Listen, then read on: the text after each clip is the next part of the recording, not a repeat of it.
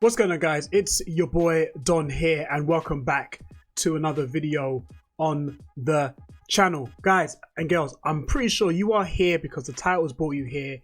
How to win games when you are losing, how to make comebacks. If you are sick and tired of being 3-2 down or 3-1 down, 4-1 down, whatever the score, you're losing, you got 80 minutes and you want a formation to help you get back into a game, help you to break down your opponent's attack, well, my friends, you have come to the right place. I have a tactic here to share with you guys where I was 3-0 down in this weekend league and I came back and won 4-3. So if you do want to see more videos like this, guys, don't forget to drop a like on it and subscribe and put the bell on as well. And I'm going to show you exactly, I'm going to break down this video into two parts. I'm going to show you the custom tactics and then I'm going to show you my tactical board in terms of what the actual formation looks like when you lock it in. So guys, don't forget to drop a like on this video as well. If you do like this video, if it has helped you, please don't forget to drop a like on this video, subscribe, and obviously if you want to come check me out on Twitch, I do live stream on Twitch as well, so you can see your boy Don in action. So without further ado, let's get into the video. Okay, so we're going to start off with the instructions first. All right, we're going to work our way from the top and work our way back down. Now, this, I just want to really stress, this tactic is for when you are, let's say when you're 3-2 down or 3-1 down, you're losing whatever the score is, and you know you're losing and you're struggling to break your opponent down. Time is not on your side. You've got about 10 minutes game time to go and you want to get back into the game as quick as possible. This is the formation that is for you. Now, first, your two strikers, stay forward, get in behind. Messi, stay forward, get in the box for the cross. All right. So ideally, these two are pretty much going to be inside the box, just maybe out on the other side of the D. Messi's just going to be outside of that as well. You've got Gerrard and Vardy, and get forward. So your two CMs to get forward and to get into the box on the cross. Vidal, now this is where it gets a bit wild. Vidal is on cut passing lanes, drop between defenders and cover center. And you got Fabio, you got your two fullbacks minus Fabio and Essien, both of them on join attack and overlap. Now, the reason why you would go into a formation like this as opposed to the 3-5-2, the 5-2-1-2, the 5-3-2, the 3-4-1-2 formation. The reason why I would recommend this, right, because you can actually use this tactic and manipulate it into the 3-5-2 without revealing it to your opponent, okay? Because you know when you look at your opponent's tactic, you see they're in the 3-5-2, you know when you look at that, you're like, oh my gosh, they're going for it. That's great, because now they're panicking, now they think the game's over. I'm going to go into my defensive tactic and then, you know, and cancel out. But if they can see you in this formation, they might not think you're going all out.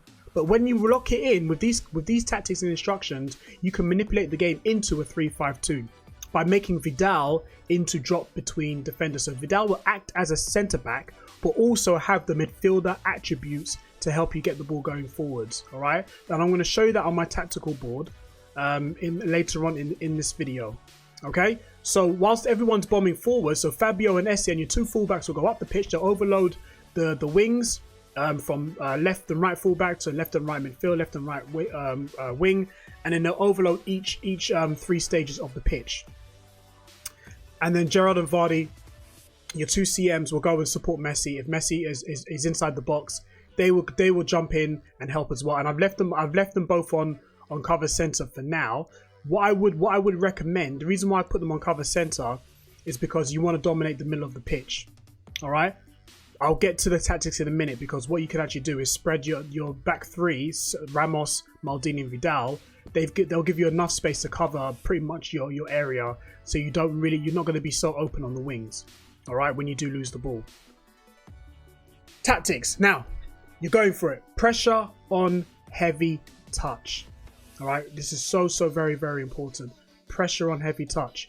If your opponent wins the ball back and they go and face their own goal, your team will go and press the ball. Because you have a lot of players going forward, they will press the ball.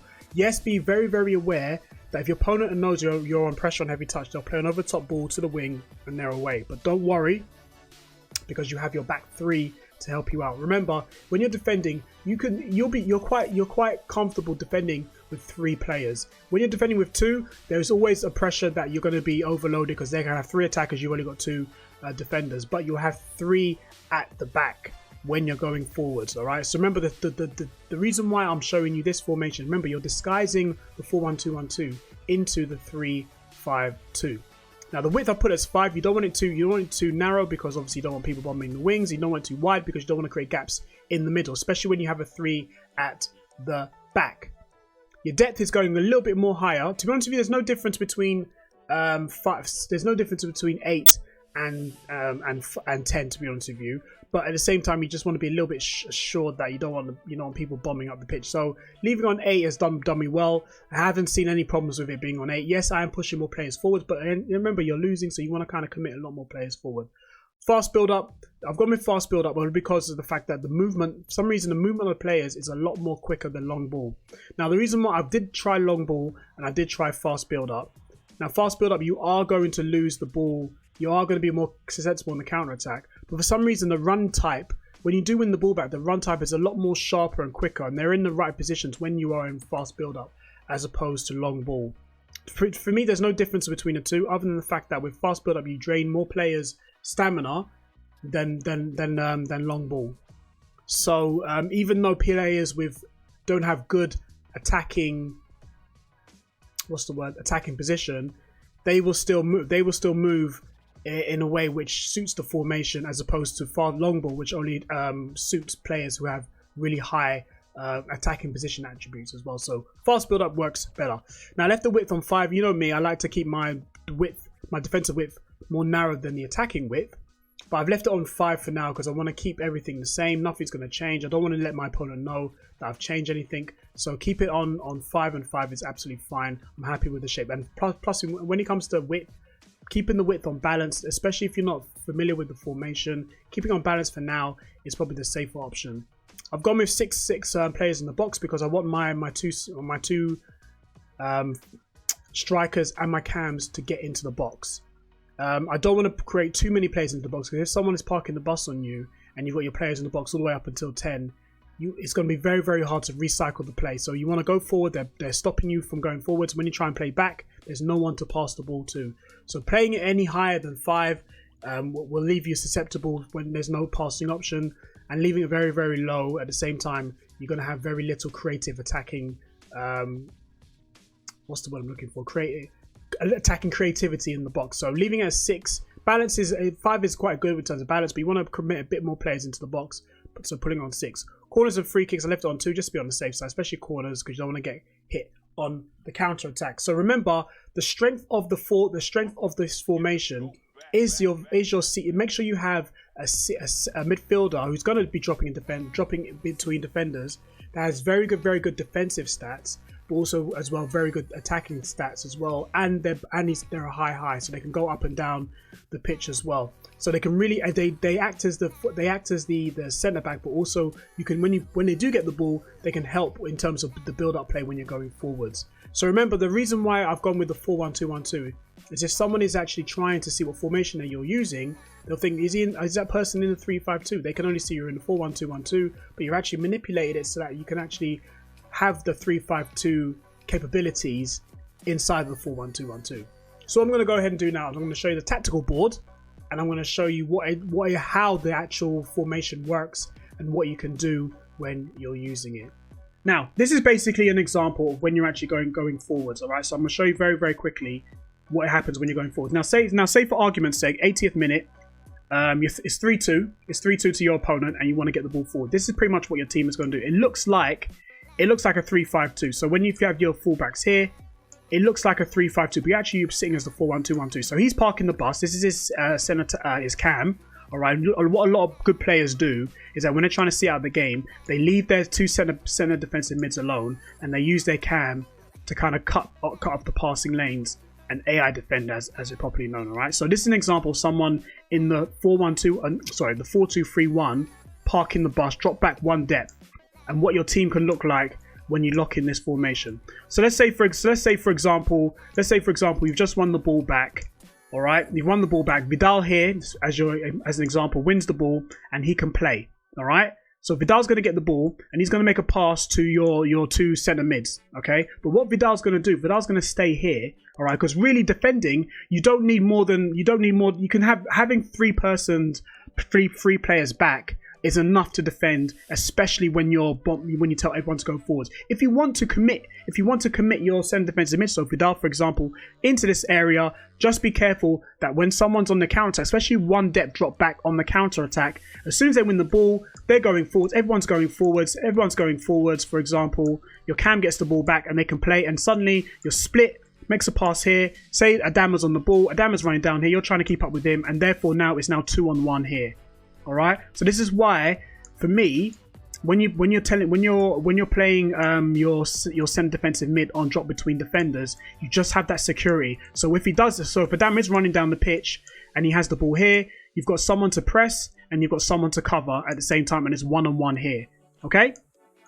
So that's what happens if someone's playing one depth drop back and they're on the counter attack.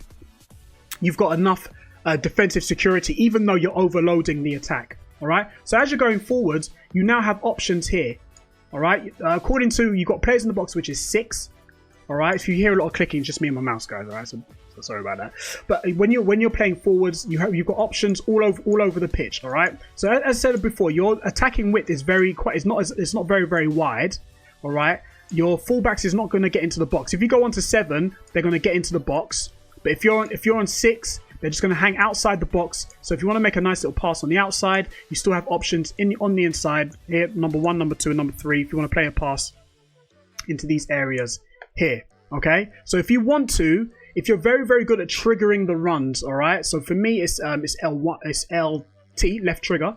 So if you're good at triggering the runs, then you can actually tell your fullbacks to make a run if you see a space. If you see a space, you can tell them to make a run inside the box. But here is an example. For example, if you want to start playing forwards, you've got a passing option here, you have a passing option here, and you have a passing option here as well. Let me just get the shape back. Like, this is just a typical example of someone parking the bus. I don't think it's going to be as I'm just doing this just for argument's sake. But you've got passing options here. So if you can't play a pass in here, at least you can start making triangle passes in these areas here and try and keep the ball.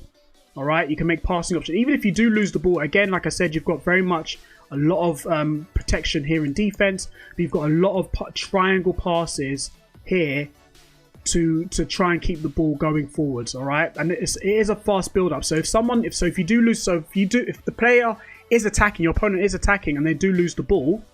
So if your opponent is doing this, for example, let's leave their 2 CDMs here, and these are the cams. And the 2 CDMs are going forwards. And let's try and say that you've tried to make a pass, and you're trying to defend their goal. And Adama's running down the pitch. You try and bring out one of your centre backs to cover. Everyone's bombing forwards, and you win the ball back. All right.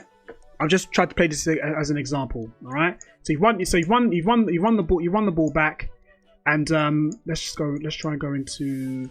So your CDMs has won the ball back. Get your strikers in there. All right, you see, this is Vidal, just for argument's sake. Vidal is still here. You've won the ball back, and you can start playing forwards. What will happen is you can start quick passing. Remember, they're still on one depth drop back. You can start making triangle passes in these areas here because they're not bombing everyone forward. They've locked in a drop back, so only a few players are going forwards. Their cam is here. So what you can actually do is start making passes in behind. Oops, I grabbed it wrong. You can start making passes in behind and still keeping that shape because you're still staying quite narrow, but you still got the width as well. It's only when you've completely lost the ball and you're in your other half where your formation then drops in back into the 4-1-2-1-2. But when you go forwards, it manipulates into the 3-5-2. So here from a different angle is what your formation looks like when you're in the 4-1-2-1-2. All right, Vidal's got the ball. They're on one depth. Your opponent's on one depth drop back. Let's just say, for example, you're someone who likes to play down the wing. You make a pass to your fullback. So on this, for my team, it's Michael Essien who plays at right back just for now. I've had a lot of criticism for that, but listen, if you watch Essien play in real life, which I had the pleasure of doing, Essien does a job at right back and at centre back as well. All right, he was one of my favourite players during that era. So anyway, so Essien gets the ball as he's trying to go up the wing. What happens is Fabio goes up because you've already told him to join the attack. Everyone starts going up. Everyone starts moving the ball forwards. You've got options here, and Vidal in this example here, this one because he was number 6 in the other example.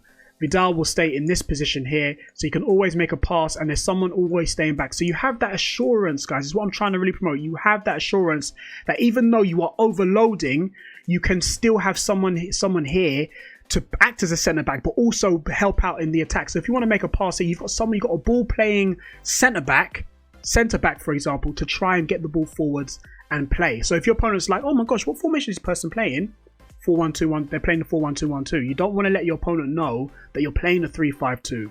All right, that's what you want to try and do. You really want to outsmart. Sometimes it might be a game of tactics here. Yeah, I've played against many opponents where I've matched their formation, trying to out-formation someone.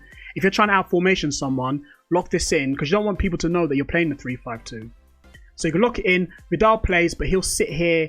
You'll sit here as well and give your centre back some support. And everyone's going forwards, and you're playing. And you want to basically try and get that dub to try and get back in the game. Now, I locked this formation in when I was 3-0 down. 60 minutes to go. 60 minutes, I was 3-0 down against a very good player in Champs. And I locked this formation in. I came back and I won 4-3. I was 4-3 up by the 80th minute. 83rd or 84th minute. All right? I managed to bang in 4 goals. I made all my changes. I brought on some fresh legs. All right? I locked in this formation. And I came back and I won 4-3 in FUT Champs in delay. Okay?